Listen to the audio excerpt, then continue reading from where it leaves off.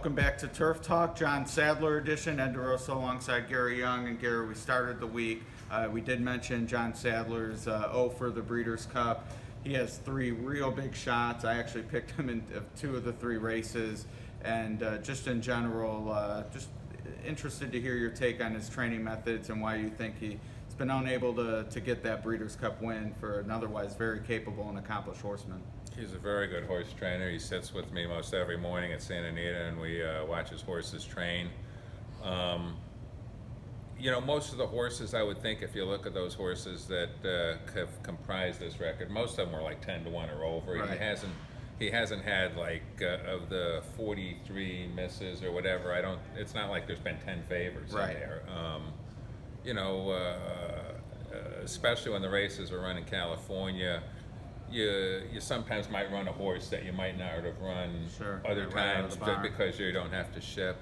John's a good horse trainer, and I think he's going to get off the schneid this year. And if he doesn't, that's not going to change my feelings on how I feel about him as a horse trainer. They're tough races to win. I mean, Bobby Franco was 0 for the longest time, and yeah, they're hard for a reason. But you mentioned California maybe running some horses. It is interesting because his 3 closest calls have actually all come in Kentucky, with Switch and the Filly Mare Turf, and the 3-year-old filly who was runner-up in the Oaks as well. His name's escaping me, but she finished second in the distaff to Rapoli's horse. So he has had his closest calls in Kentucky, and I do think this year's the year, and wanted to start with Selcourt. She's one of my best bets of the weekend. The long layoff, though, so a very typical clocker-type horse to ask about, because that's what we have to go on most recently.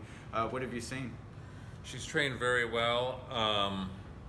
2 things that you could say she's going to have to overcome. One, the 1-hole. Yes. You know, it's never where you want to be going 7/8 of a mile on any racetrack. If it's wet that day, and there's a chance it is, you know, Churchill, sometimes when it's wet, the rail isn't really that bad a place to be, but you might not really want to be braking from there. Sure. The other thing, and you know, John was kind of upset about this. Her important work for the race 2 weeks ago. She entered the track and was the first one on the track and went to break off at the 3/4 pole. And right after she broke off, the siren rang and there was a horse that was backtracking that had gotten loose. And the jockey, or the rider, didn't pull her up, but naturally he was a little bit concerned that there might be a loose horse running dead at him. So make a long story short, what was supposed to be a 112 and 2 work came out of like a 114 work. And that's not good in any circumstances, but when you're coming off the layoff that she is coming off of, and that was your major work, that's something. Wish we had this conversation before I tweeted last night, but... Well, I was available. I know. Were you up at midnight? No. Okay, well... So, well, maybe not the biggest single I thought, but this is why you're here. I mean, Marley's Freedom is going to be a very short price, and you know, the Californians have held their own in the sprint races, and you know, they're going to be 1-2 choices in the race, and by no means am I saying Selcourt can't win, but she's got a couple things to overcome. Yeah. All right. Well, from what was my best bet to my most likely winner in Catalina Cruiser, this is a horse I would have picked if he were in the Classic. From what I've seen, and it's only been on TV in the numbers, but an early threat for 2019 Horse of the Year. If I'm being honest, I've loved everything I've seen. City of Light, no slouch, but I just think Catalina Cruiser may be another kind, and curious your take on his rapid ascent in the older male division. Nothing he's done has surprised me. I mean, when he paid $9 first time out, that was a good day. You know, he's had a couple of issues. Obviously, he's at the end of his 4-year-old career, and he's only ran 5 times. But when he shows up in the afternoon, he's a very, very good horse. Just like Daddy. Yeah, just like Daddy is right. And you know, John is, you know, until